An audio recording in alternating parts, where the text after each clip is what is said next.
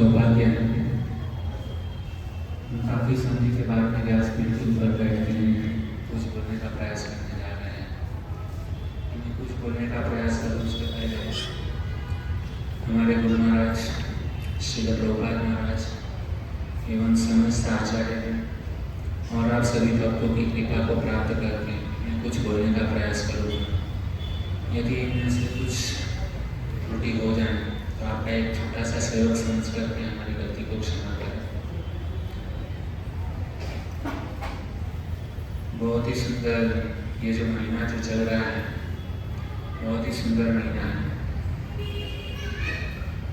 ये 12 महीने में से विशेष महीना यह है, इसी महीने के अंदर भगवान श्री कृष्ण ने अर्जुन को भगवद गीता का ज्ञान दिया था।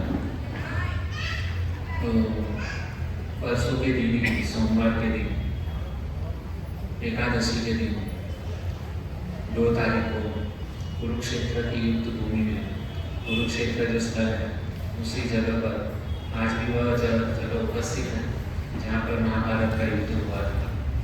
तो उसी जगह पर भगवान श्री कृष्ण ने इस गीता का ज्ञान दिया था। तो हमारा परम भाग्य है कि यह आज से 5,500 साल पहले भगवान श्री कृष्ण ने जो ज्ञान दिया वही ज्ञान हम श्री भक्तिवेदांत स्वामी श्रील प्रभुपाद महाराज की कृपा से उन सबको प्राप्त हो रहा है। एज इट इज उसमें जो भगवान श्री कृष्ण ने अर्जुन को जो शब्द कहे, एक एक शब्द जो है ना वही एज इट इज प्रभुपाद महाराज ने ये जो भगवद गीता है, भगवद गीता के मार्फत से उनको प्रदान किया है। तो ये पूरा जगत जो है ना हमेशा ऐसे आचार्य के ऋणी रहेगी कि इतना संघर्ष करने के बाद में हमको एज इट इज ये जो कृष्ण का संदेश जो है ना वो हमको प्रदान किया। श्रील प्रभुपाद महाराज की आइए भक्तों, हम थोड़ा इसके अंदर सत्संग के अंदर थोड़ा प्रवेश करते हैं। ऐसे तो हम प्रतिदिन ये शरीर को नहलाते धुलाते हैं, शरीर की साफ सफाई करते हैं। तो ये भगवद गीता जो है ना ऐसा ग्रंथ है कि जो हमारे आत्मा की शुद्धि करता है। आत्मा को शुद्ध करने वाला, हमको पवित्र बनाने वाला ये सुंदर क्या है, ये बहुत ही सुंदर भगवद गीता ग्रंथ है। तो कहते हैं भक्तों कि बहुत ही सुंदर है। मैं आपको कथा बता रहा हूँ। एक गांव था और उस गांव के अंदर एक किसान रहा करता था। तो ये जो किसान जो था और क्या करता था, आपने देखा होगा कि गांव के अंदर प्राय जो किसान लोग क्या करते हैं, खेती करते हैं। तो खेती करते हैं तो उनके पास प्राय मतलब गोधन होता ही है, तो गाय भैंस वगैरह होती हैं। तो उसमें से वो दूध निकालते थे और दूध निकाल करके उसमें से दही बनाते थे और दही में से मक्खन बना करके उसमें से क्या करते थे, वो पेड़ा बनाते थे, लड्डू बनाते थे अलग अलग टाइप में। तो उसने क्या किया, बहुत ही सुंदर मतलब वो किसान ने क्या किया, दही में से मक्खन को बना करके मक्खन के उन्होंने क्या किया, लड्डू बनाया। और लड्डू बना करके वो क्या करता था, पास में ही एक शहर था, वो शहर में क्या करता था, वो लड्डू बेचने के लिए जाता था। तो उनका एक रूटीन हो गया था कि एक ही दुकान उन्होंने पकड़ लिया था और वही दुकान में जा करके वो क्या करता था, लड्डू को बेचता था। और सामने क्या होता था कि उनको घर के लिए जो आवश्यक जो सामग्री होती थी, लड्डू देता था और लड्डू को बदले में उनको जो भी चाहिए था, समझो एक लड्डू जो है ना 1 किलो, बराबर। तो ऐसे वो बेचता था, उसके सामने क्या करता था, साधन सामग्री वो परचेस कर लेता था। तो ऐसा उनका रूटीन होता था। तो एक दिन क्या हुआ कि उसकी पत्नी ने बहुत ही सुंदर तरीके से क्या किया, लड्डू बनाया। तो उनकी पत्नी ने लड्डू कैसे किए, गोल गोल एकदम अच्छे शेप में, और वो भी एक एक लड्डू जो है ना 1-1 किलो के बनाए और बहुत ही सुंदर तरीके से उनको डेकोरेशन किया। और ये जो किसान जो था ना वो सारा का सारा लड्डू बेचने के लिए वो शहर में गया और शहर में जा करके उन्होंने क्या किया, उस दुकानदार को उसने दिया। और जैसे ही वह दुकानदार को दिया ना, तो ऐसा हमेशा दुकानदार क्या करता था, वो लड्डू लेता था और फ्रीजर में रख देता था। तो इसी बार भी इसने क्या किया, जैसे ही फ्रीजर में वो लड्डू को रखने के लिए गया तो उनके मन में एक विचार आया। क्या विचार आया कि हमेशा मतलब मैं क्या करता हूँ, बिना तोले जो है ना इस लड्डू को मैं रख देता हूँ। चलो इस बार मैं क्या करता हूँ, इस लड्डू को तोलता हूँ कि ये लड्डू जो है ना 1-1 किलो के लड्डू हैं, तो उसका वजन जो है ना सही है कि नहीं करते। तो ये जो दुकानदार जो था ना, उसने क्या किया, वो दुकानदार ने किसान के पास में जो लड्डू लिया था, वो लड्डू को अपना जो कांटा जो रहता है ना, वजन कांटा, उसमें रख करके उसने तोलना चालू किया। तो क्या हुआ, किसान बोलता था कि एक लड्डू 1 किलो का है, लेकिन जैसे ही दुकानदार ने उस लड्डू को वजन किया तो उसमें 100 ग्राम वजन जो है ना कम निकला। और जैसे ही मतलब उसने धीरे धीरे करके जितने भी लड्डू जो थे ना, सबका वजन उसने किया। आज तक ऐसा कभी उन्होंने किया नहीं है, लेकिन पता नहीं उसको दिमाग में आया कि चलो मैं लड्डू का वजन करके देखता हूँ। तो जैसे ही वो लड्डू को उसमें उन्होंने मापना चालू किया ना, तो उसमें से हर एक लड्डू में क्या था, 100 ग्राम वजन कम था। होता है ना कभी कभी कुछ दुकानदार किराने वाले चीटिंग करते हैं, कभी कभी क्या करते हैं, नीचे रोज चुपक लगा देते हैं, ऐसा भी होता है। कलयुग का जमाना, तो सब लोग पैसे कमाने के लिए ठगी भी करते हैं। तो वो जो दुकानदार जो था ना, उसको मतलब किसान के ऊपर पूरा भरोसा था, पूरा विश्वास था, लेकिन अभी क्या हुआ, उनका पूरा विश्वास जो है ना वो टूट गया। और मन ही मन को इतना चिल्लाने लगा, गाली देने लगा कि मेरे साथ में ठगी हुई है, चीटिंग किया है, ये किसान ऐसा वैसा ना जाने इतना अनाप शनाप वो बोलने लगा। अभी हुआ क्या भक्तों कि इस तरीके से हुआ, तो एक हफ्ते के बाद, क्योंकि एक हफ्ते में वो किसान क्या आता था, शहर में आता था और लड्डू को बेचता था। अभी हुआ क्या कि एक हफ्ते के बाद में जैसे ही वो किसान आया ना, तो किसान के ऊपर इतना गर्व हुआ ना, वो दुकानदार की बात नहीं पूछा और उसको सीधा कह दिया कि आज के बाद तुम मेरे सामने आना मत, एक भी लड्डू में तुम्हारे पास से लेने नहीं वाला। और इतना गर्म हुआ और कहने लगा कि तुम हमारे साथ में ठगी की है, चीटर हो, ये हो, वो है, इतना सब कुछ बोल दिया ना कि बात नहीं सुनो। और वो बेचारा जो किसान जो था ना, प्राय जो किसान लोग रहते हैं ना, वो बेचारे छोटे लोग रहते हैं, उनके पास में इतना धनी नहीं होता है। तो बेचारा मतलब छोटा आदमी था, वो दुकानदार एकदम मतलब इतने सालों से उसको लड्डू बेच रहा था। दुकानदार बेचारा ऐसे अपना मुंह नीचे करके उसने जितनी भी सारी बातें बोली ना, चिल्ला कर वो बेचारा सुनते क्या करते। अभी किसान ने कैसे भी करके हिम्मत करके जो है ना उसको दुकानदार को बोलना चालू किया। जैसे ही सब उसका गुस्सा पूरा, जैसे मतलब उसने जितना भी दिमाग में था सारा का सारा गुस्सा उसने निकाल दिया, और जैसे ही दुकानदार थोड़ा ठंडा हुआ, उस समय ये किसान ने हिम्मत करके दुकानदार से बात करना चालू किया। और वो 2 हाथ जोड़ करके दुकानदार से कहता है कि देखो, मैं है ना गरीब किसान हूँ, और मेरे घर पे जो है ना तोलने के लिए वो वजन, क्या बोलते हैं उसको, तराजू, मेरे पास वो वजन नहीं है। आजकल रखते हैं ना 1 किलो 2 किलो वजन का ये जो रखता है ना, वो मेरे पास है। तो मेरे पास एक छोटा सा तराजू है, और आपने जो मुझे जो 1 किलो जो शक्कर दी है ना, वो शक्कर को एक तराजू में रखता था, और दूसरे तराजू में वही जितना शक्कर था ना, वही शक्कर के माप का जो है ना मैं यहाँ पे लड्डू रखता है। समझ में आया? मतलब गलती कहाँ पर थी? ठगी किसान नहीं कर रहा था, ठगी कौन कर रहा था?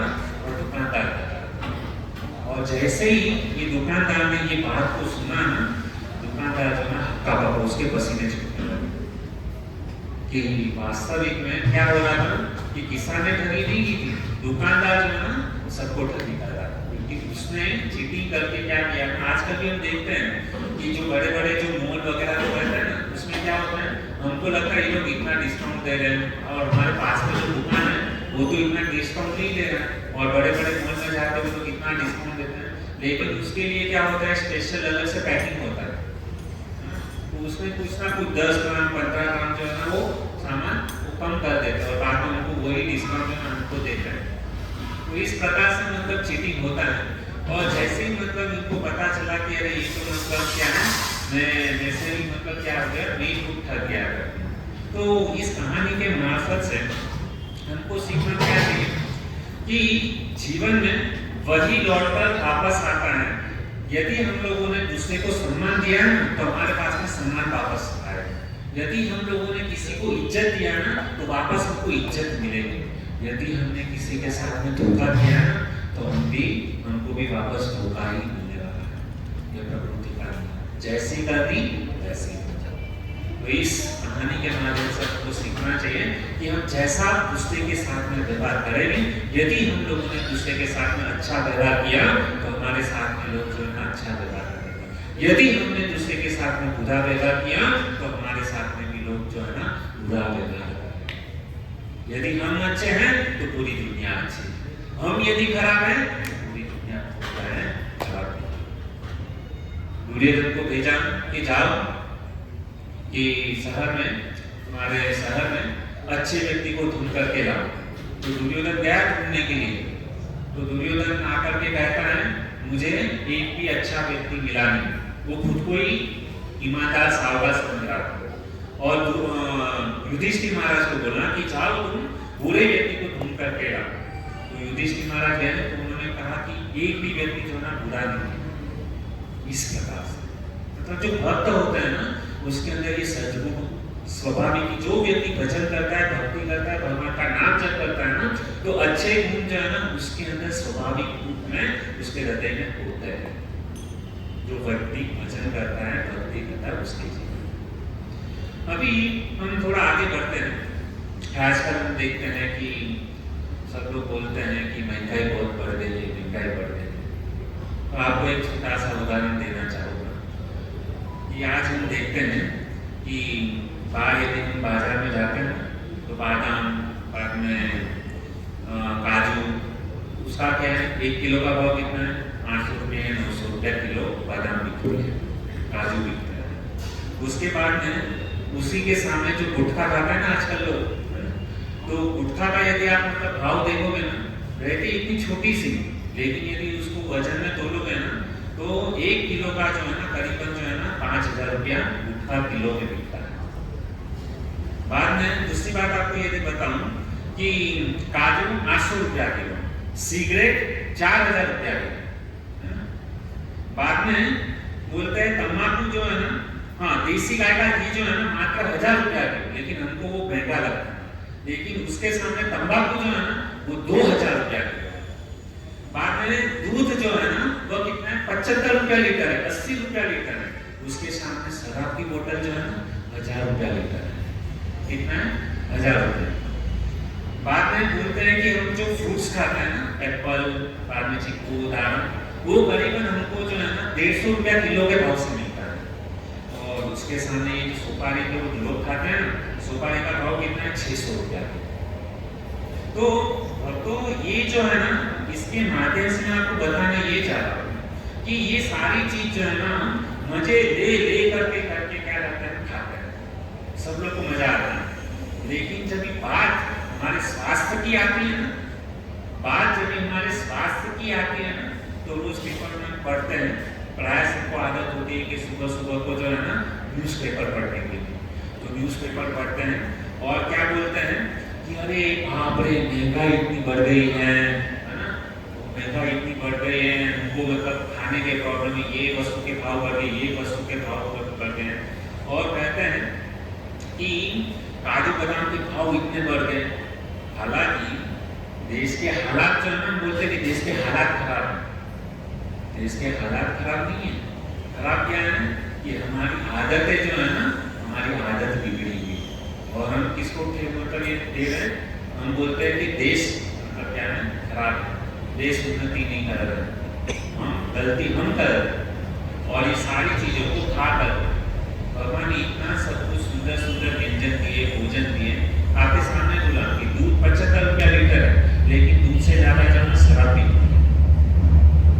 फ्रूट 150 रुपया है, उसके सामने सुपारी जो है ना सबसे ज्यादा पीती है। तंबाकू, गुटखा इतना लोग खरीदते हैं। और शराब जो है ना गुजरात में बंद है, लेकिन हमारे बम्बई से ज्यादा जो है ना गुजरात में सबसे ज्यादा शराब पीती है। और बाद में बोलते हैं कि हमारे मतलब क्या है इतना महंगाई बढ़ गई। महंगाई ऐसे नहीं बढ़ी है, हम ही लोग खुद इसके लिए जिम्मेदार। जो अच्छी चीज जो है ना उसके दाम कम ही दिखा है, लेकिन हम क्या करते हैं, हम अच्छी चीजें नहीं खाना है, जो बुरी आदतें जो है ना वो पूरी चीजें हमको खाने की हमको आदत लग गई है। पिज्जा, पास्ता, पानी पूरी, सेव पूरी, रवा पेटीज, क्या क्या कचरा इसके अंदर डालते रहते हैं।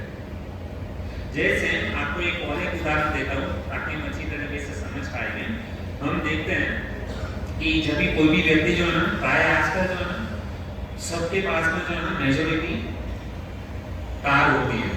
जो कार जो है ना 5 या 10 लाख की आती है, कार 5 लाख उससे महंगी भी आती है, लोग उसे 50-50 लाख की गाड़ी भी खरीदते हैं। लेकिन हम जैसे साधारण लोग जो है ना, जो गाड़ी खरीदते हैं ना, वो 4 लाख, 5 लाख, 10 लाख ऐसे खरीदते हैं। तो जब भी हम गाड़ी खरीदते हैं तो हम कितना सावधानी रखते हैं।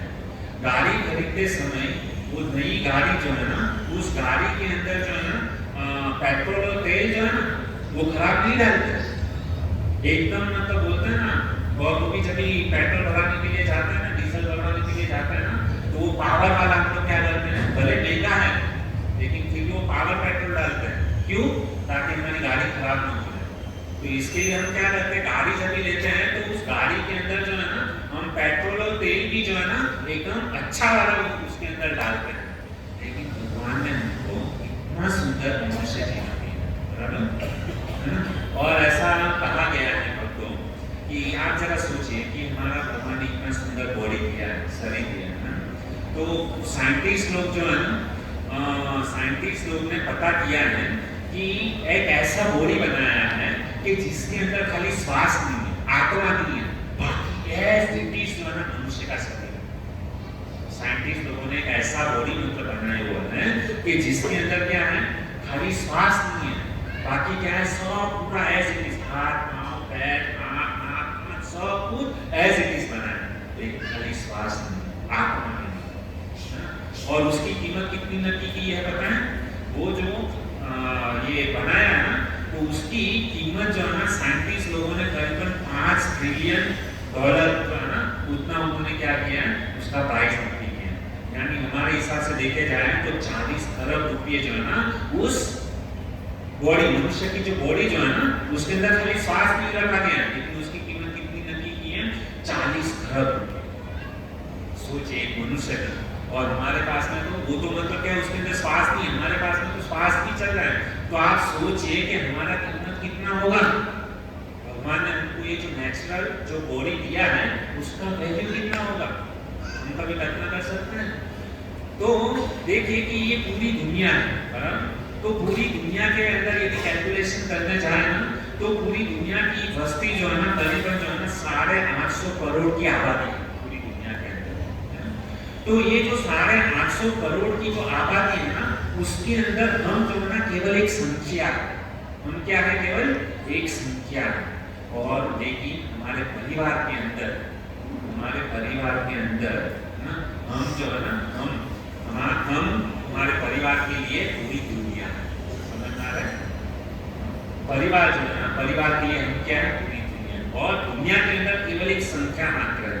इसके लिए भक्तों हमको सावधान रहना चाहिए कि हमको ये बाहर का कचरा खा करके हमारे शरीर को बिगाड़ना नहीं चाहिए। यदि हमको कुछ हो गया ना, हमको कुछ फर्क नहीं गिरेगा, लेकिन हमारा परिवार है जो हमसे प्रेम करता है ना, उसको बहुत फर्क है, क्योंकि उन लोगों के लिए हम ही पूरी दुनिया में कर रहे हैं। इसलिए सावधान भक्तों कि हमको जो है ना ये बुरी आदतों से हमको क्या करना चाहिए, बचना चाहिए।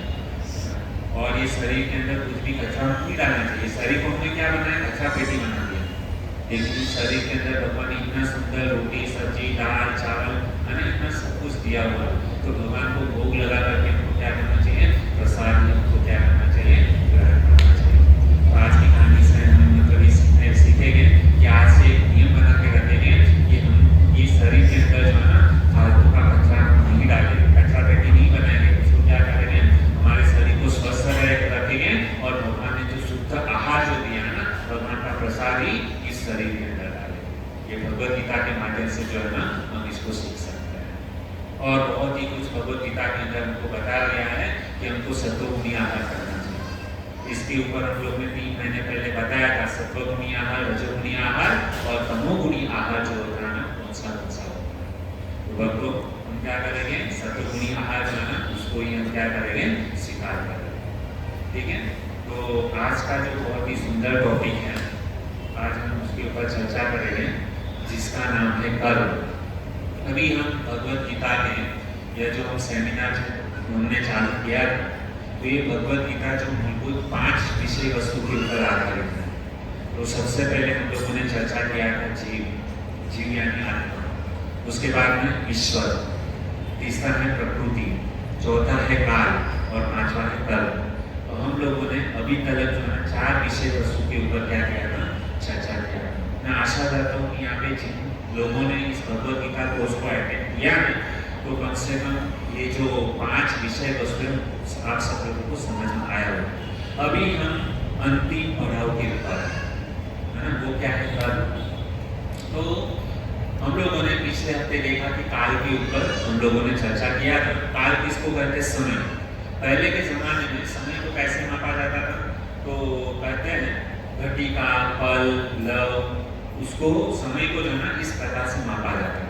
लेकिन अब हम क्या है, फॉरेन मतलब नए जमाने के अंदर हम जी रहे हैं, तो समय को हम कैसे मापते हैं, तो सबसे पहला जो है ना सेकेंड, उसके बाद में मिनट के बाद में घंटा, और उसके बाद में 24 घंटे, 24 घंटे होते तो एक दिन, बराबर, एक दिन। ऐसे 30 दिन होते तो एक महीना, और ऐसे 12 महीने होते तो एक साल। तो इस प्रकार से क्या है, समय की अवधि को निश्चित किया गया। तो हम लोगों ने देखा कि ये जो समय जो है ना, वो ऐसे हम देखते हैं कि 4 युग हैं।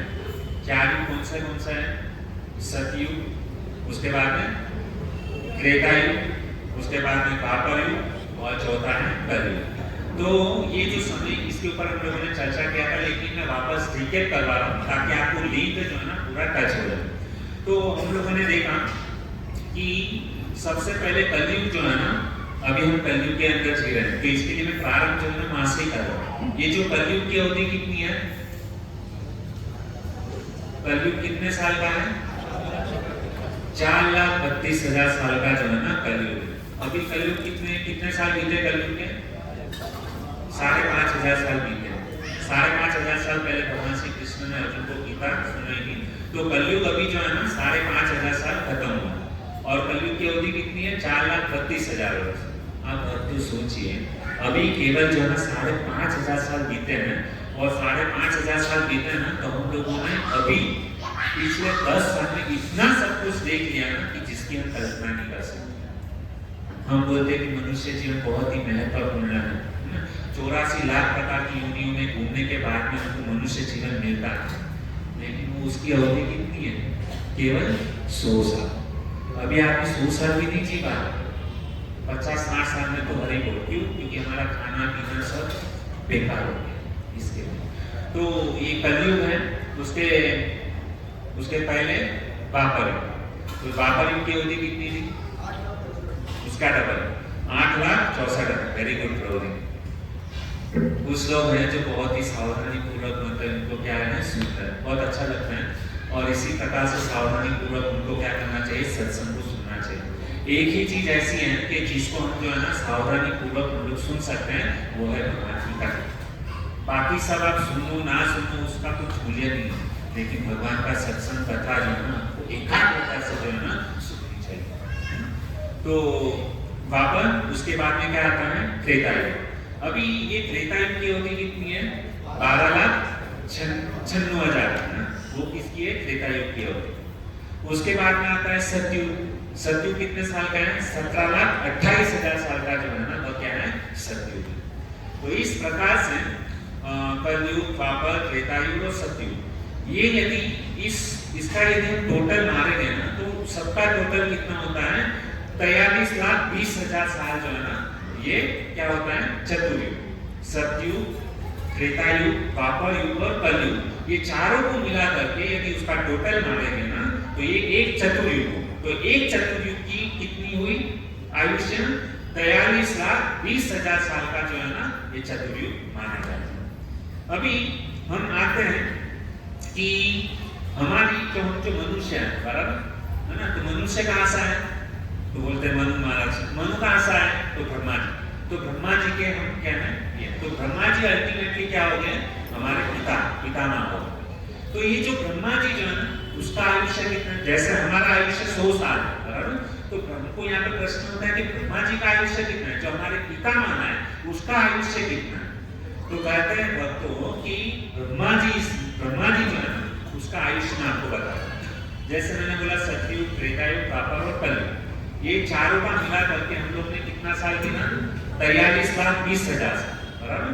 तो ये जो 43,20,000 साल जब भी 1,000 बार से जब भी उसको गुणाकार करके 1,000 बार करेंगे ना, उतना साल जब भी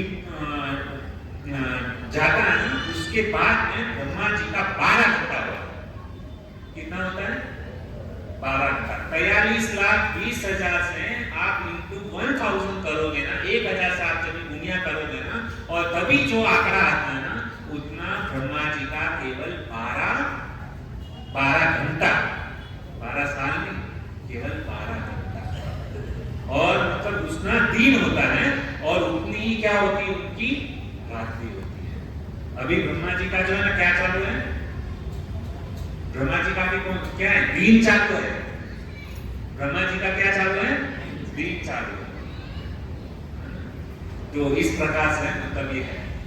और तो यदि हम इसका अगर कैलकुलेशन करेंगे ना 12 घंटे से 43,20,000 into 1000 करेंगे ना, तो हमारे पृथ्वी के करीबन 8,64,00,000,000 वर्ष जब बीतता है ना, तभी क्या होता है, ब्रह्मा जी का एक दिन होता है।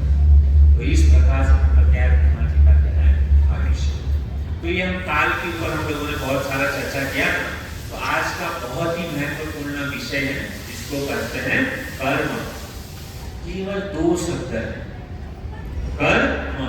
देखने में कितना छोटा लगता है, लेकिन यदि हम इसके ऊपर अभी हम चर्चा करेंगे ना, तो महीनों के महीनों कम गिरे, सालों के साल निकल जाएंगे इसके ऊपर बोलने जाएंगे। ये केवल दो शब्द, कर्म। लेकिन हमारा जो मनुष्य जीवन जो है ना, वो उसी के ऊपर पूरा आधारित है। तो ये जो कर्म है ना, बहुत सारे लोग हमको मतलब कभी कभी पूछते हैं, प्रश्न भी करते हैं। क्या प्रश्न करते हैं कि कभी कभी क्या होता है, अच्छे लोगों के साथ में बुरा भी होता है। हम कभी कभी देखते हैं कि हमने जीवन में कभी किसी का गलत नहीं किया, कभी झूठ नहीं बोला, कभी चोरी नहीं किया, है ना। हम ईमानदार से, सावकारी, सत्यवादी हरिश्चंद्र की तरह हमने क्या किया, हमारा व्यवहार किया, लेकिन फिर भी हमारे साथ में बुरा क्यों होता है। न चाहते हुए भी हम इतना मतलब ईमानदारी से शास्त्र के आधार के ऊपर हम जीवन जीते हैं, लेकिन फिर भी हमारे जीवन में बुरा होता है। इसका क्या कारण होता है। और दूसरा कभी कभी होता है कि कुछ लोग चोर, लफंगे, है ना, डाकू लोग, वो विद्यास में मतलब पाप करते हैं, चोरी करते हैं, किसी का खून कर देते हैं, लेकिन उसको जीवन में कुछ तकलीफ नहीं है, उसको पैसे की कमी नहीं है। हम देखते हैं ना, और इतना मेहनत करके मतलब 12 घंटा 14 घंटा मेहनत करते हैं, लेकिन फिर भी हम कभी करोड़पति नहीं बनते, हम वहाँ पे नहीं रहते। तो इसका कारण क्या है, प्रश्न होता है ना। हम इतना परिश्रम करते हैं, लेकिन हम कभी मतलब हमारे साथ में इतना बुरा होता है कि बात नहीं। तो इसके पीछे जो है ना रहस्य क्या है, कर्म। यहाँ पे टॉपिक भी यहाँ पे देखेंगे कि अच्छे लोगों के साथ में बुरा क्यों होता है। तो उसके ऊपर हम क्या करेंगे, थोड़ा सा चर्चा करेंगे। तो हम देखते हैं कि कर्म का जो सिद्धांत जो है ना, वो अच्युत न्याय के ऊपर जो है ना, कर्म के सिद्धांत को अच्युत न्याय कहते हैं। जैसे हम देखते हैं कि भौतिक जगत के अंदर क्या होता है, ये जो पुलिस वाले लोग होते हैं, बाद में वकील होते हैं, जज लोग होते हैं, यदि कोई कुछ गुनाह करता है तो गुनहगार क्या करता है, ये जो पुलिस वाले जज हैं, वकील हैं, इनको कुछ रिश्वत दे करके, पैसा दे करके अपने गुनाह से जो है ना छुटकारा पा लेते हैं। आप लोगों ने देखा हो, ये भौतिक जीवन में जो है ना रिश्वत दे करके आप बच सकते हो। लेकिन जब भी यमदूत जब भी आएंगे ना लेने के लिए, आप यमदूत को ऐसा नहीं बोल सकते कि चल ये ले 2 लाख रुपया और तू भाग गया, ऐसा बोल सकते हो नहीं। यमदूत कभी रिश्वत नहीं लेते हैं। यमदूत आएगा ना तो उसका काम करके लेके जाएगा, और इतना खींच करके लेके जाएगा ना कि आपको नानी याद आ जाए। तो ये जो यमदूत के सामने जो है ना किसी का चलता नहीं है, और वो रिश्वत नहीं लेते हैं। यहाँ पे आप मतलब कुछ गुनाह करते हो, कुछ पाप कर्म करते हो, तो पैसा दे करके मतलब किसी की पहचान दिखा करके आप बच सकते हो। लेकिन यमदूत के पास में ना पहचान चलेगी ना पैसा चलेगा। वो तुरंत ही आपने जो बुरा कर्म किया है ना, तो तुरंत ही जो व्यक्ति खराब कर्म करता है ना, उसको नरक यह सत्य है, कड़वा सच है। तो इस प्रकार से, तो इसके लिए यहाँ पे अभी हमको जो है ना, बुरा कर्म किया है तो उसका फल हमको क्या है, भुगतना ही पड़ेगा। अच्छा कर्म किया है तो उसका भी फल हम लोग को क्या है, भुगतना पड़ेगा। तो आज हम थोड़ा चर्चा करेंगे अच्छे कर्म कौन से, बुरा कर्म कौन सा है, और कर्म क्या है, कर्म की परिभाषा क्या है। तो सबसे पहले आइए हम मतलब देखते हैं कि कर्म किसको कहते हैं। तो यहाँ पे यदि आप स्लाइड के ऊपर देखोगे तो कर्म यानी प्रवृत्ति। हम कुछ कार्य करते हैं ना, कुछ भी एक्टिविटी करते हैं उसको कर्म करते हैं, चाहे वो कुछ भी।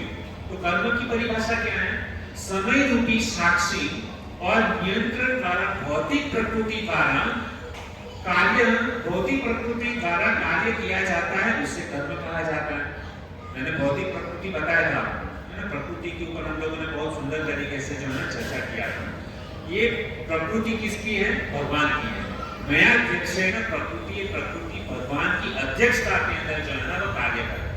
तो ये जो कर्म की परिभाषा क्या है, समय रूपी साक्ष्य और नियंत्रण द्वारा भौतिक प्रकृति द्वारा कार्य किया जाता है, उसे क्या कहते हैं, कर्म कहा जाता है। उसके बाद में कर्म के कुछ नियम होते हैं। कर्म के नियम क्या है, हम जो कुछ भी करते हैं, जो भी कुछ कार्य करते हैं, जो भी कुछ सोचते हैं, उसके लिए हम खुद जवाबदार हैं। इसलिए हम जो कुछ भी करते हैं उसके परिणाम से सावधान रहना चाहिए, है ना। हम कुछ भी कार्य करें ना तो उसके पहले हम लोगों को 100 बार सोचना चाहिए कि मैं जो कुछ कार्य कर रहा हूं ना उसका परिणाम क्या आना है। सबको पता है कि यदि हम चोरी करेंगे तो चोरी करना अच्छा नहीं है। यदि चोरी करने के बाद पकड़े गए ना, पुलिस हमको दंडे मारने वाली है, तो इसके लिए चोरी करने से पहले 100 बार सोचो कि चोरी में क्यों करूं। यदि चोरी करते हुए पकड़ा गया तो मुझे पुलिस के दंडे खाने पड़ेंगे। यदि हम बच भी गए, चलो चोरी कर भी लिया, हम पकड़े नहीं गए, लेकिन आप यहाँ पे पुलिस वाले से बच सकते हैं, लेकिन वहां पे यमराज के दंडे से आप नहीं बच पाते। तो इसके लिए कुछ भी कर्म करो ना, उसके पहले क्या करना चाहिए, 10 बार जो है ना उसके ऊपर क्या करना चाहिए, सोचना चाहिए। तो अभी हम देखते हैं कि कर्म के कितने प्रकार होते हैं। तो कर्म के जो है ना 3 प्रकार हैं। 3 प्रकार के कर्म का वर्णन शास्त्र के अंदर आता है। तो कहते हैं सबसे पहले जो है ना हमारा प्रारब्ध। हमारा प्रारब्ध किसको कहते हैं, प्रारब्ध कर्म उसको कहते हैं कि हमारे पिछले जन्म में हम लोगों ने कुछ किए हैं ना, कुछ कर्म किए हैं, उसका फल हमको अभी भुगतना पड़ता है, उसको कहेंगे प्रारब्ध कर्म। कभी जैसे मैंने कहा कि मैंने इस जीवन में ना किसी की निंदा की, ना किसी की ईर्ष्या की, ना किसी का चोरी किया, कपट किया, और मैं ईमानदारी से क्या किया, मैंने काम किया, है ना, फिर भी मेरे साथ में बुरा हुआ। क्यों बुरा हुआ, तो इसका एक कारण यह भी है कि हमारे पिछले जन्म के कर्म जो है ना वो खराब थे, उसका परिणाम हमको जो है इस जन्म में भुगतना पड़ता है। और यदि हम अभी भी अगर बुरा कर्म करोगे ना तो आने वाला जीवन जो है बहुत भी भयानक है। इसके लिए भक्तों हम लोगों को क्या करना चाहिए, अच्छा कर्म करने का प्रयास करना चाहिए। तो यह प्रारब्ध कर्म, पिछले जन्म का कर्म को ये करेंगे प्रारब्ध। अभी दूसरा आता है संचित कर्म। संचित कर्म किसको कहेंगे कि जैसे अभी जो हम कर रहे हैं, बराबर, अभी हम लोगों को कुछ भी कार्य कर रहे हैं, फॉर एग्जाम्पल अभी हम लोग जो है ना गवर्नमेंट जॉब कर रहे हैं, बराबर, तो अभी हम मतलब काम कर रहे हैं, तो काम किया तो उसका फल हमको मिलने वाला है। तो जब भी हम अभी हमने काम किया तो उसका फल हमको जैसे 50 या 60 साल में जब रिटायरमेंट हो गए तो गवर्नमेंट हमको पेंशन देती है ना। तो गवर्नमेंट जो हमको पेंशन, अभी आपने काम किया लेकिन उसका फल जो है ना आपको इसी जन्म में 50 से 60 साल में जब भी आप रिटायरमेंट हो गए तभी आपको क्या है पेंशन मिलता है। तो इसको क्या कहेंगे, संचित कर्म। संचित यानी क्या आता है, संचित का यदि आप देखोगे ना, जमा कर, हम जो भी कार्य करते हैं, है ना, हम लोग मेहनत किए तो वो कहाँ पर गवर्नमेंट के पास में वो पैसा जमा हो रहा है। तो वो जमा हो रहा है वो कभी मिलता है, संचित यानी जमा करना। हम जो भी कार्य कर रहे हैं तो उसका मनी जो है ना जमा हो रहा है, और जब भी हम रिटायरमेंट लेंगे उस समय हमको क्या है, वो हमको पेंशन के रूप में या पीपीएफ के रूप में हमको क्या करता है, वापस मिलता है। उसको कहेंगे संचित कर्म, जमा किया हुआ कर्म। अगले जन्म में आपने कुछ अच्छा किया है तो वो जो कर्म जो है ना, अगले जन्म का कर्म जो है ना, अभी आप बहुत अमीर हो, पैसे वाले हो, क्यों, क्योंकि आपने पिछले जन्म में जो कर्म किया था ना वो संचित जमा हुआ है, उसका फल जो है आपको अभी मिल रहा है, उसको संचित कर्म, जमा किया हुआ फल, है ना, ये भी। उसके बाद में आता है क्रियामय कर्म। क्रियामान कर्म किसको करेंगे? तुरंत ही, तुरंत ऑन द स्पॉट उसका रिजल्ट मिलता है। कैसे? फॉर एग्जाम्पल, मैंने किसी को गाली दिया, बराबर? मैंने यदि किसी को गाली दिया, जिसको भी दिया, तो उसका रिजल्ट जो है ना, जिसको गाली दिया ना, वो तुरंत ही मुझे एक जोर से तमाचा मारे, तो इसको क्या बोलेंगे? क्रियामान कर्म, ऑन द स्पॉट रिजल्ट। जैसे ही मैंने कर्म किया, तुरंत उसका मुझे जो है ना फल मिल गया। गाली दिया, तुरंत। जैसे बच्चे लोग कुछ मस्ती किए, है ना, तो तुरंत माता क्या करती है? उसको तमाचा लगा, ऑन द स्पॉट। जैसे सुबह को हम क्या करते हैं? ब्रश करते हैं। ब्रश करते हैं तो पानी से मुंह धोते हैं, है ना? ब्रश किया तो पानी से जैसे मुंह धोया तो मुंह साफ हो गया, on the spot result. Brush किया, है ना, गुलगुले किए, तुरंत हमारा मुंह साफ हो गया, ऑन द स्पॉट। उसको क्या बोलेंगे? क्रियामण कर्म। ठीक है? तो कितने प्रकार के कर्म हो गए? 3 प्रकार के। सबसे पहला प्रारब्ध, बाद में होता है संचित, और तीसरा है क्रियामण।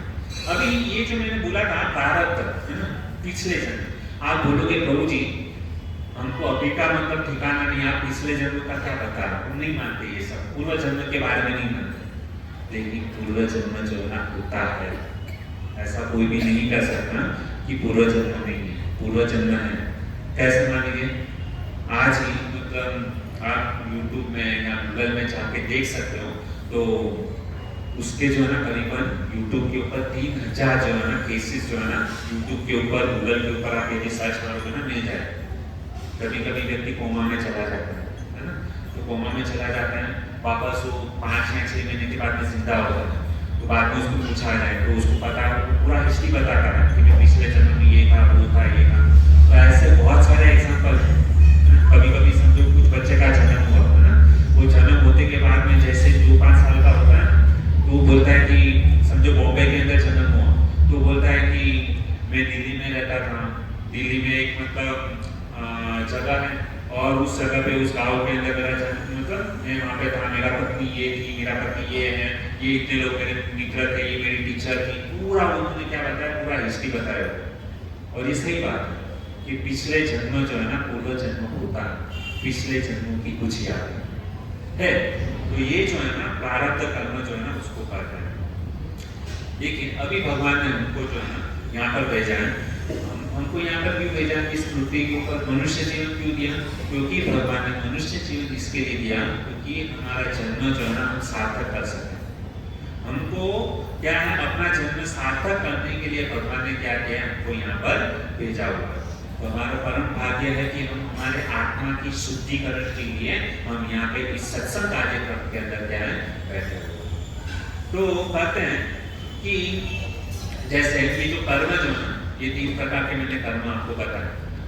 तो कभी कभी क्या होता है कि ये जो धीरूभाई अंबानी के वहाँ पे समझो मुकेश भाई अंबानी का जन्म हुआ है, धीरूभाई अंबानी के घर पे मुकेश भाई अंबानी का जन्म हुआ, तो क्या उस समय बाकी किसी का भी जन्म नहीं हुआ था? सबका मतलब उस समय जब मुकेश भाई अंबानी का जन्म हुआ तो वही समय में कितने सारे लोगों का जन्म हुआ था। लेकिन उसमें और इसमें फर्क क्या है कि जैसे मुकेश अंबानी का जन्म धीरूभाई अंबानी के घर पे हुआ, जन्म के साथ में उनके पास में क्या था? वो करोड़पति था, उनको मेहनत करने की जरूरत नहीं। आजकल लोग बोलते हैं कि भाई मेहनत करो, मेहनत करो, मेहनत करने से पैसा मिलेगा, बोलते हैं ना, तो सिखाया जाता है मेहनत करो, मेहनत करो, मेहनत किए बिना कोई आपको पैसा नहीं देगा, कोई खिलाएगा नहीं। लेकिन आपको उदाहरण देता हूँ, मुकेश अंबानी कहाँ पर मेहनत करने के लिए गए? बिना मेहनत के वो करोड़ जैसे ही जन्मे तो उसके पिता ने करोड़ों रुपया उसके बैंक में डाल दिया। और उसी समय जितने भी बच्चे हुए हैं, तो फुटपाथ के ऊपर भी किसी कोई टाइम पे बच्चे का जन्म हो, वो जन्म के साथ में क्या है? रोडपति। क्यों ऐसा? एक ही समय में दोनों बच्चा जन्म लेते हैं, एक जो है ना करोड़पति होता है जन्म से ही, एक जो है ना रोडपति। ऐसा क्यों? गेम क्या है ये सब? समझ में आ रहा है? ये पूरा जो है कर्म के क्या है सिद्धांत के ऊपर ये सब जो है ना आता है। उसके बाद में मैं दूसरा एग्जांपल देता हूँ कि जैसे ये सब जो है ना ईश्वर ने बनाया हुआ, ईश्वर कभी भेदभाव नहीं करते, हम भेदभाव करते हैं, लेकिन भगवान जो है ना कभी भी भेदभाव नहीं करते। ईश्वर क्या करता है, हमारे कर्म के अनुसार जो है ना हमको जन्म देता है। तो दूसरा एग्जाम्पल मैं आपको देना चाहता हूँ कि जैसे एक कुत्ता, पशु का एग्जाम्पल देता हूँ। एक कुत्ता जो होता है ना, लावारिस रहता है, रास्ते पे ऐसे भटकता रहता है, कोई भी जाता है उसको भौं भौं करता है। और एक कुत्ता जो है ना मर्सिडीज गाड़ी में घूमता है। दोनों है कुत्ते, लेकिन एक जो है ना रास्ते पे घूमता है और एक जो है ना मर्सिडीज गाड़ी के अंदर घूम रहा है। क्या फर्क है? एक कुत्ता मर्सिडीज में क्यों घूम रहा है और एक रास्ते पे क्यों है? प्रश्न होना चाहिए। कर्म का सिद्धांत जो है ना उसके ऊपर क्या है, आधारित है। तो ये कर्म की जो है ना बहुत ही मतलब सुंदर ये है। कर्मण्येवाधिकारस्ते मा फलेषु कदाचन मा कर्मफल हेतु भूमाते संगो सत्व कर्म। भगवद गीता के अंदर बहुत ही सुंदर मतलब ये श्लोक जो है ना भगवान ने कहा है कि कर्मण्येवाधिकारस्ते। आप कहोगे प्रभु जी इसका मतलब ये हुआ कि आप बोल रहे मेहनत नहीं करना चाहिए, हमारे कर्म में लिखा है वो तो हमको मिलने ही वाले, तो क्या आज से कर्म करना बंद कर दें? भगवान के ऊपर सब छोड़ नहीं, हमको मेहनत तो करना ही है। हम ऐसा नहीं बोल सकते कि मेहनत नहीं कर रहे, हम वो लेवल पे नहीं पहुंचे, हमको भगवान के ऊपर इतना भरोसा नहीं, विश्वास नहीं, इसलिए हमको ये सब करना पड़ता है। बाकी आप देखेंगे कि 2 टाइम का खाना जो है ना कुत्ते को भी मिल जाता है। कुत्ता कभी परिश्रम करने गया? कुत्ते को कभी 2 टाइम का रोटी खाने के लिए कभी उसको मेहनत करना पड़ा? चचगेट से विराट से चचगेट नहीं, लेकिन हमको मेहनत करना पड़ता है ना, चचगेट से विराट से चचगेट अब तक करना पड़ता है। क्यों? केवल 2 टाइम का भोजन के लिए। हमको विश्वास नहीं, कुत्ते को विश्वास है कि मुझे कहीं ना कहीं से जो है ना मुझे रोटी मिलने वाला है, लेकिन हमारा भगवान के ऊपर इतना भरोसा, इसके लिए हम क्या करते हैं? तो ये जो कर्मण्येवाधिकारस्ते मा फलेषु कदाचन, कभी-कभी मतलब देखते हैं कि स्लोगन भी लोग लिखते हैं, कर्म करो पर फल की आशा न रखो। गुजराती में भी कर्म करो लेकिन फल की आशा न करो। कहां पर लिखा है ऐसा? भगवद गीता में ऐसा लिखा है? किसने पढ़ा है? तो कर्म करो फल की आशा न करो। ये जो सेंटेंस है ना इनकम्प्लीट सेंटेंस है। कर्म करो फल की आशा न करो। यदि आपको बोला जाए है ना कि आपको जो है ना जॉब के लिए सिलेक्ट किया गया, पर आपको बोला कि कल आप हमारी कंपनी में आ जाओ, है ना, आप मेहनत कर, 1 महीना मेहनत किया, 2 महीना मेहनत किया, बॉस के पास में सैलरी लेने के लिए जाओ, आप बोलते कर्म करो फल की आशा न करो। 2 महीना 3 महीना 4 महीना 5 महीना 6 महीना, वो बॉस बोले कर्म करो फल की आशा मत रखो, कर्म करो फल की आशा मत रखो। क्या कर्म करो? कर्म करोगे, जॉब करोगे, मेहनत करोगे, क्यों? कुछ मिलने वाला नहीं है तो मैं मेहनत क्यों करूं? वहां पे जाओ क्यों? कर्म करो फल की, लोग लिखते हैं ना स्लोगन, कर्म करो फल की आशा मत करो। देखो आपने जो भी कुछ कर्म किया है ना तो उसका फल डेफिनेटली मिलने वाला है। 100% भगवान जो है ना उसका फल देगा, लेकिन कभी देंगे वो पता नहीं। तो इसके लिए ये जो सेंटेंस, अगर हम कर्म करेंगे हमको कुछ फल नहीं मिलने वाला है तो हम कार्य क्यों करें? हम भजन करें, भक्ति करें, क्यों करें? कुछ मिलने वाला है ना, इसके लिए हम कर रहे हैं। यदि कुछ भी नहीं मिलने वाला तो क्यों करेगा कोई? फुकट का कोई करने नहीं वाला। हम यहाँ पर बैठे हैं, अपना सब काम धंधा छोड़ करके, है ना, परिवार को छोड़ करके यहाँ पे सत्संग में आए हैं। क्यों आए हैं? भाई यहाँ पे कुछ ना कुछ मिलने वाला है, सत्संग मिलने वाला, कथा मिलने वाला। समझे, ये कुछ भी समझ में नहीं आया, अंतिम में महाप्रसाद ये गोविंद तो है, महाप्रसाद तो मिलने ही वाला है सबको, इसके लिए हम यहाँ पर आए हैं। तो बिना कर्म किए हम रह नहीं सकते। कर्म है लेकिन फल मिलने वाला, लेकिन इसमें बोलते हैं ना कर्म करो फल की आशा मत करो, नहीं, इनकम्प्लीट सेंटेंस है। भगवद गीता में कभी भी ऐसा नहीं कहा कि आशा मत करो, लेकिन हमको कर्म जो है ना ऐसा कर्म करना चाहिए। यदि आप कुछ कर्म करते हैं ना तो भगवान आपको फल देता ही है 100%। भगवान कभी भी किसी का 1 रुपया जमा रखता नहीं। आपने कुछ कर्म किया ना, आपने यदि भगवान को 1 रुपया दिया ना, भगवान आपको 100 रुपया करके वापस लौटाता है, लेकिन कभी लौटाएगा बोल नहीं सकते। आपको हमको हमारे कर्म के ऊपर क्या होना चाहिए? विश्वास होना चाहिए। और कभी-कभी क्या होता है कि भगवान क्या बोलते हैं कि आप कर्म करते हो ना तो लालच मत करो। कि चलो मैंने आज मतलब कथा सुना तो भगवान आज ही मुझे करोड़पति बना दे, आज मुझे मर्सिडीज गाड़ी दे दे, अच्छी लड़की के साथ विवाह करा, ये फल की आशा रखने के लिए मना किया। निस्वार्थ भाव, कर्म करना चाहिए भगवान के लिए, उसको ये करना। तो मेरा ये कहते हैं कि आज सब लोग यहाँ पे प्रवचन सुन रहे हो, कथा सुन रहे हो, बहुत अच्छी, मैंने जो भी बात बताई यहाँ पे, तो ऐसा नहीं है कि आज मैंने कुछ बताया तो आज ही के दिन कल से ही वो आपके जीवन में अप्लाई हो जाए, कल से ही वो बात जो है ना आपको अपने जीवन में लागू हो जाएगी। नहीं, आज आपने कुछ बात सुनी, अच्छे विचार आपने सुने हैं, तो हो सकता है 15 साल बाद, 20 साल के बाद में, 25 साल के बाद में भी उस बात को जो है ना आपके जीवन में उपयोगी हो सकती है। ऐसे जरूरी नहीं है कि अभी सुना तो अभी का अभी ही मेरे जीवन में उसको उपयोगी नहीं, 15 साल के बाद, 20 साल के बाद में वो उपयोग आ सकता है। लेकिन कभी उपयोग में आएंगे यदि हम लोगों ने ध्यान पूर्वक दिल लगा करके यदि सुना होगा तो उसके ऊपर मैं आपको बहुत ही सुंदर एक उदाहरण देना चाहूँगा। सब लोग ध्यान से सुनिएगा कि जैसे हम खेत के अंदर जो है ना बीज डालते हैं, तो जब भी खेत के अंदर जब हम बीज डालते हैं तो डेफिनेटली आज आपने बीज बोया है तो कभी ना कभी वो फल आपको देगा, है कि नहीं? लेकिन यदि आपने बीज नहीं डाला तो फल नहीं मिलेगा। आप सोचोगे मैं बस ऐसे ही मुझे मिल जाए, बारिश आ जाए, लेकिन आपने कुछ डाला ही नहीं, आएगा नहीं, कुछ नहीं मिलने वाला। कितना भी बारिश हो आपको कुछ नहीं मिलेगा, उसके लिए बीज डालना पड़ेगा तभी उसमें से फल निकलता। तो उसी प्रकार से भक्तों एक बहुत ही सुंदर मतलब बात है कि जैसे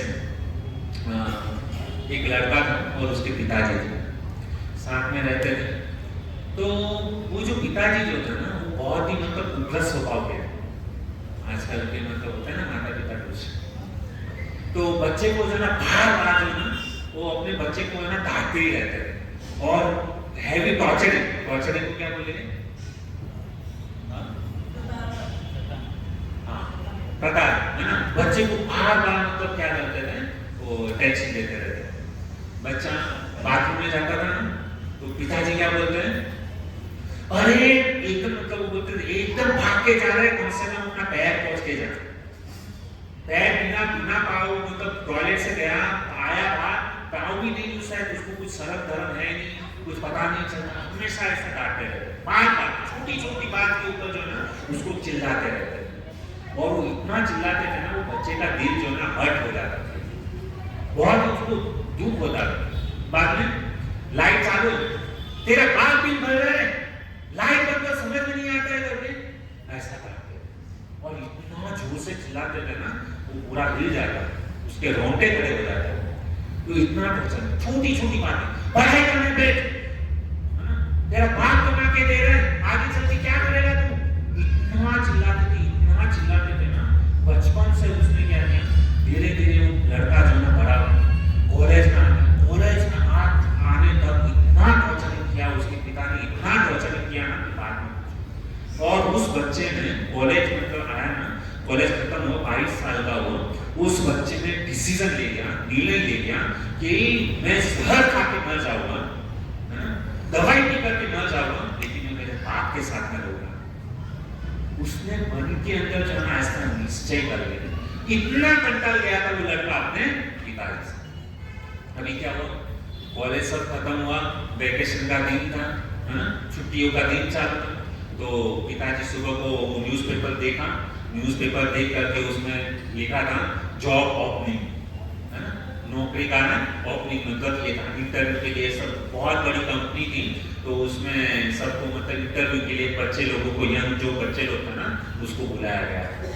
अभी जैसे ही मतलब पिताजी ने सुबह 6 बजे देखा ना, तुरंत ही वो अपने बच्चा जो जहाँ पे सोया था ना उसके बेडरूम में गए, जोर से दरवाजा ठोक और दरवाजा ठोक करके सीधा अंदर गए, और अंदर जाकर वो जो बच्चा जो सोया था ना जोर से उसकी चादर को जो है ना ऐसे खींचा, उठ खड़ा हो, सुबह हो गई, 6 बज गए, 7 बज गए, तुमको पता नहीं, पूरा आलसी गएगा, सोते ही रहता है, कुछ काम धंधा है नहीं करते, उठ खड़ा हो, और अभी का अभी जो है ना तुझे इंटरव्यू देने के लिए जाना है, और इंटरव्यू में जो है ना पास होकर ही आना है, ना पास नहीं होना है, पास होकर ही तुमको क्या करना है, आना है।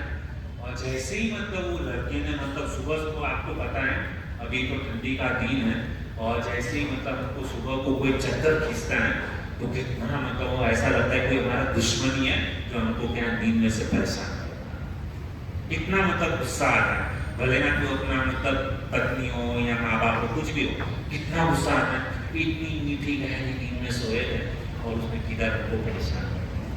तो ये तो मतलब हम तो, हमारी पत्नी हम तो प्यार से मतलब उठा दी, लेकिन ये तो सीधा चक्कर ही खींच लिया और इतना सुबह को मतलब ब्रह्म मुहूर्त में ऐसा मतलब बोल दिया कि बात नहीं कुछ। और वो बिस्तर में ही वो लड़का जो है खड़ा हुआ और उसी समय उसने निश्चय कर लिया। क्या निश्चय कर लिया?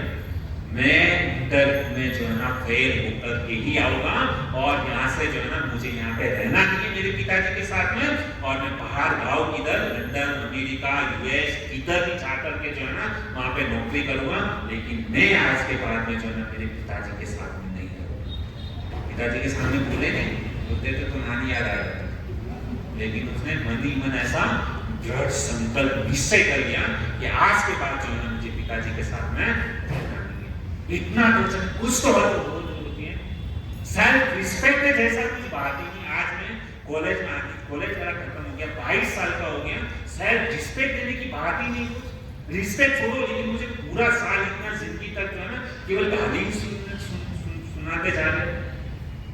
अभी मैं छोटा हो गया, ऐसा इतना गुस्सा है, इतना गुस्सा है, लेकिन पिताजी के सामने बोल तो कुछ सकते नहीं।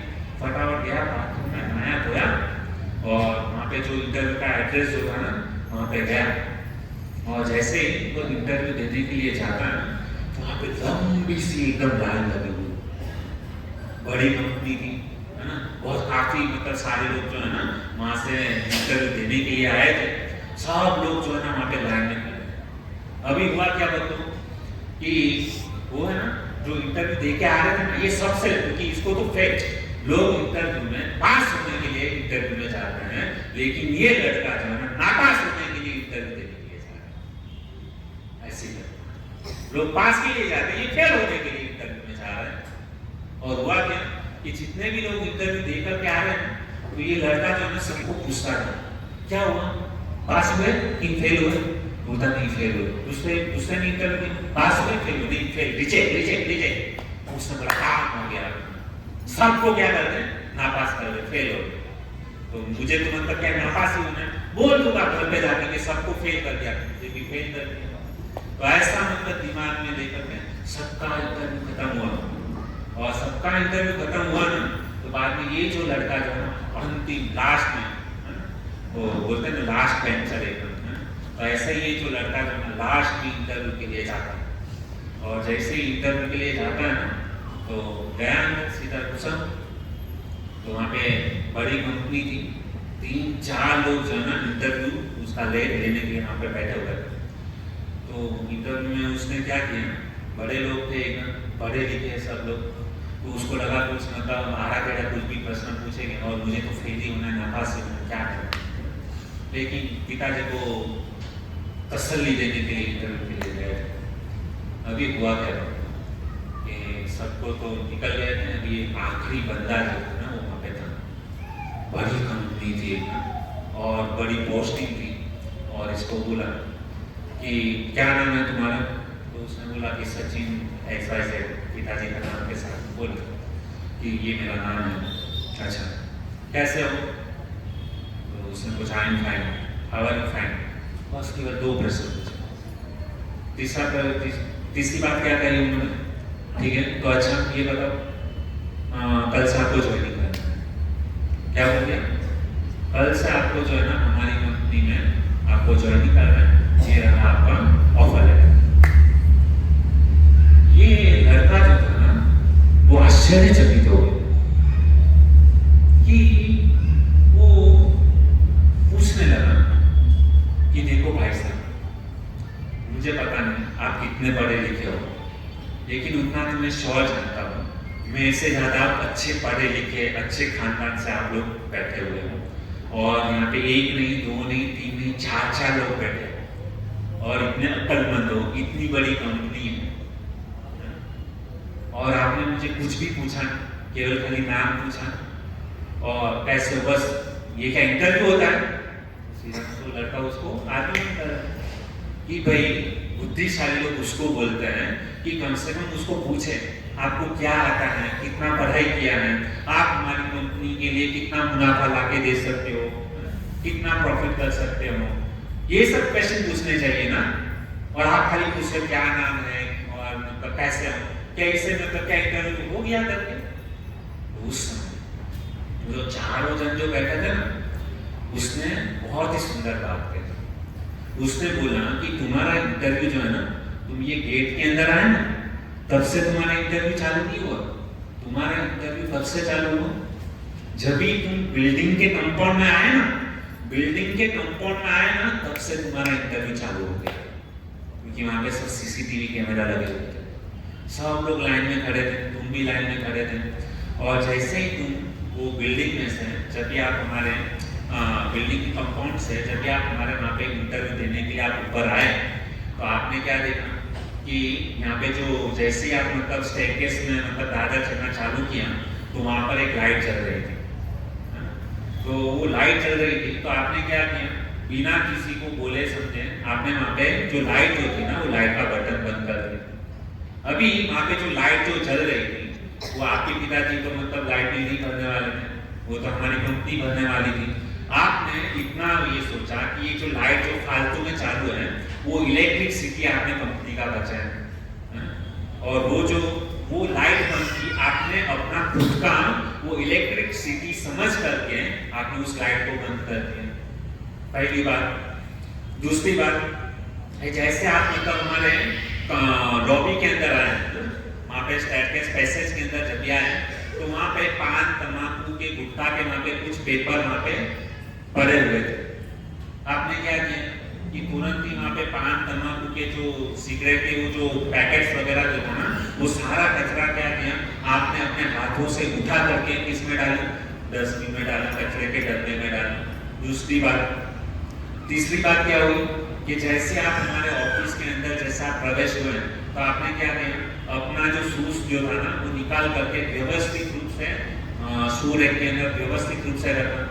और उसके बाद में उतना ही नहीं, आपने ये देखा कि हमारा ऑफिस जो है ना गंदा न हो जाए, इसके लिए आपने क्या किया, अपने पैरों को पहुंच करके उसके बाद में फिर जो है ना आपने हमारी ऑफिस के अंदर पाँव। ये जो ऑफिस जो है ना, वो आपके बाप की तो थी नहीं, आपने अपनी समझ करके अपना ऑफिस, खुद का ऑफिस समझ करके आपने हमारे ऑफिस में पाँव रखा।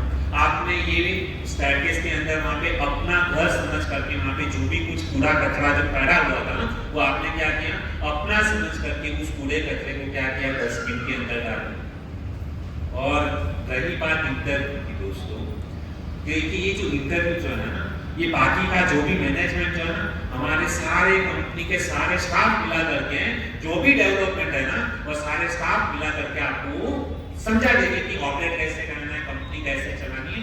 लेकिन आपके अंदर ये जो संस्कार है, आपके अंदर ये जो गुण है ना, वो हम सब मिलकर भी जो है ना, ये संस्कार, ये गुण जो है ना, आपके अंदर डेवलप नहीं करा सकते।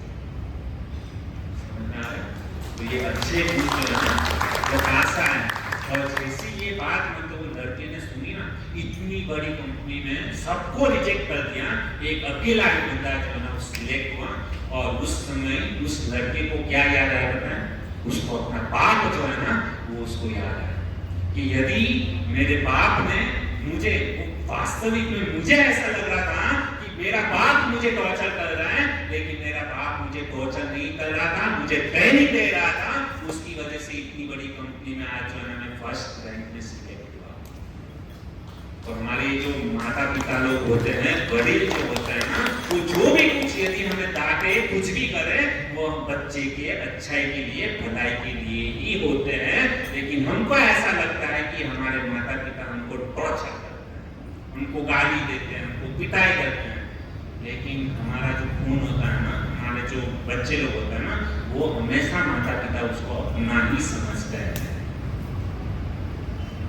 ये जो है ना, माता पिता कैसे भी क्यों ना हो, लेकिन कभी भी हमको जो है ना, हमेशा हमको क्या करना चाहिए, रिस्पेक्ट देना चाहिए।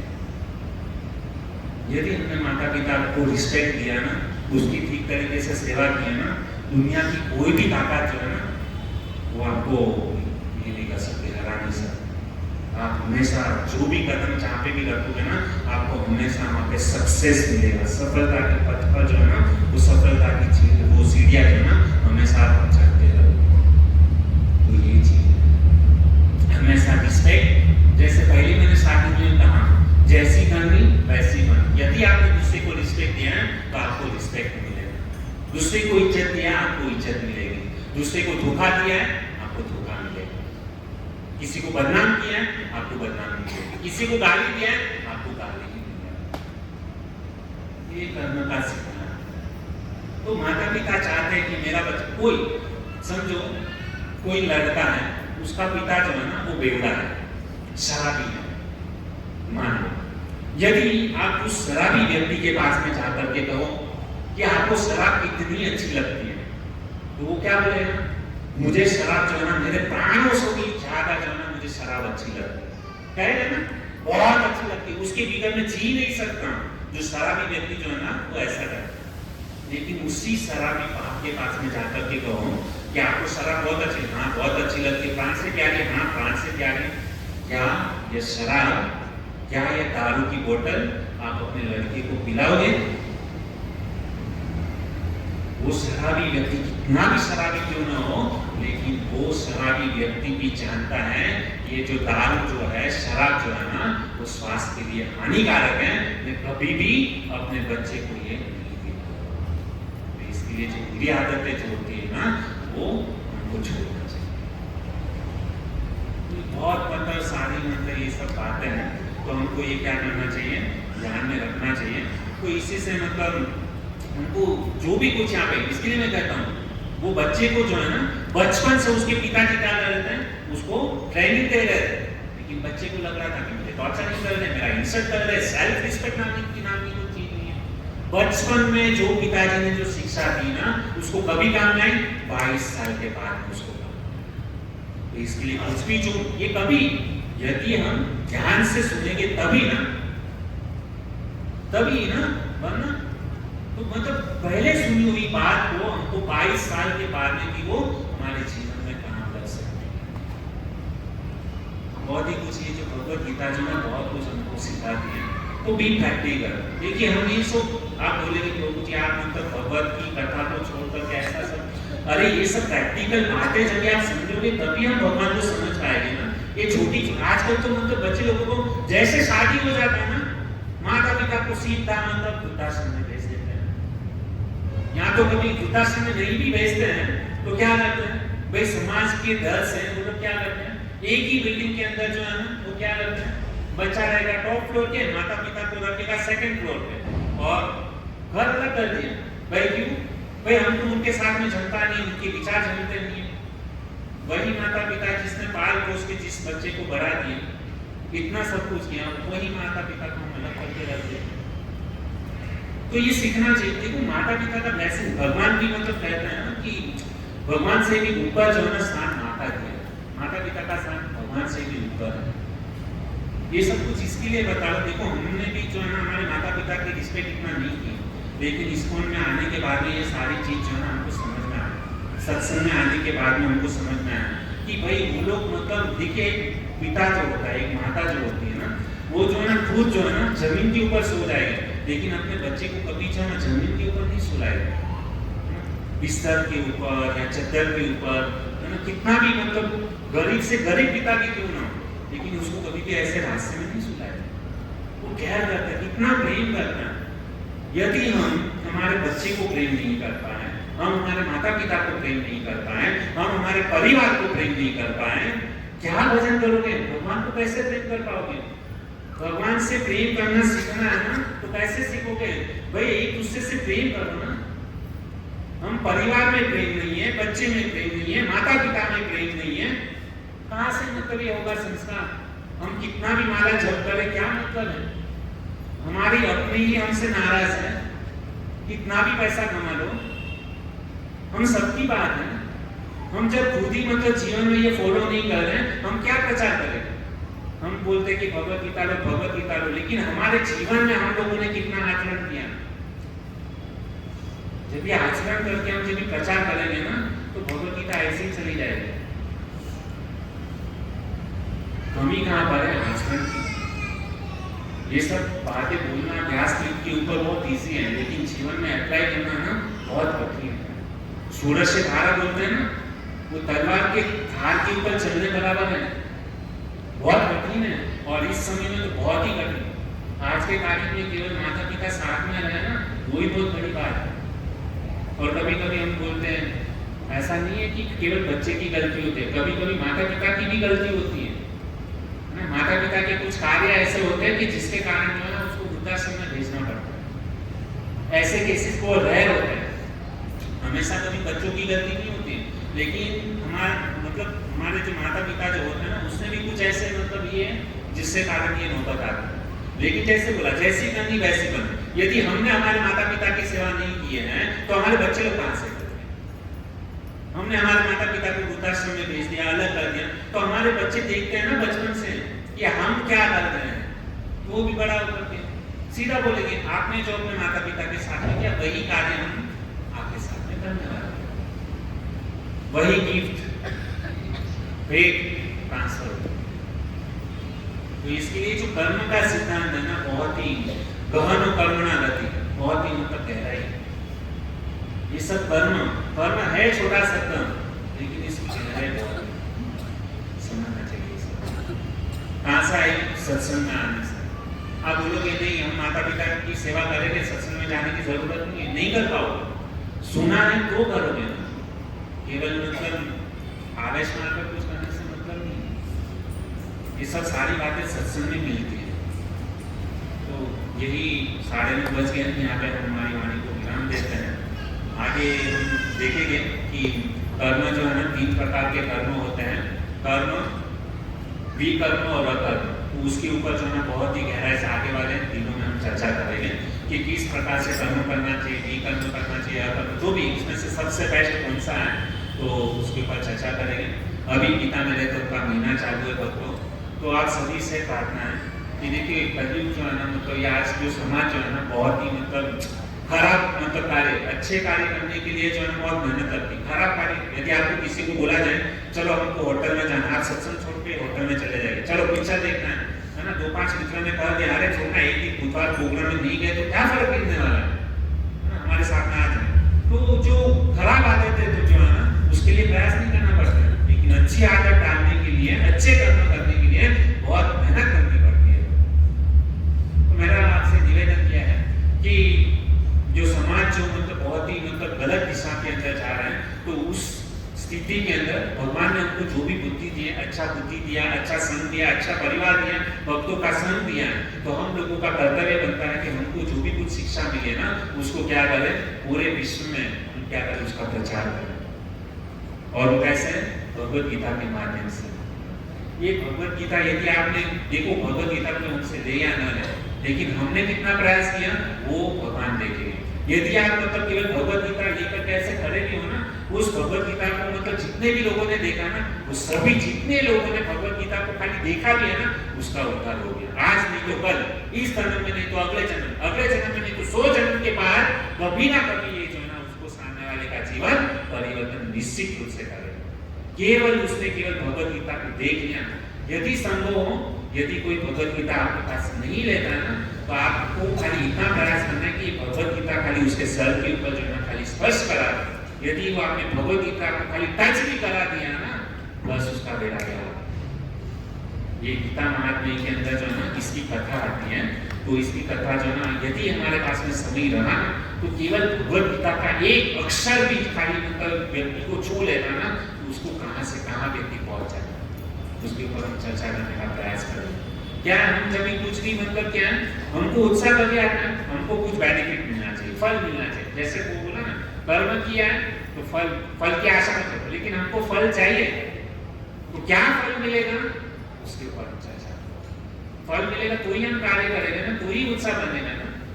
तो हमको प्रयास करना चाहिए। 22 साल में हम लोगों ने कुछ 7 या 8 हजार भगवत गीता का वितरण किया था। तो हमको ऐसे बताते हैं कि हमारे आचार्यगण और गुरुजन बोलते कि पिछले साल में आपने जितना भी किया ना, उसका डबल होना चाहिए। यदि आप लोगों का यदि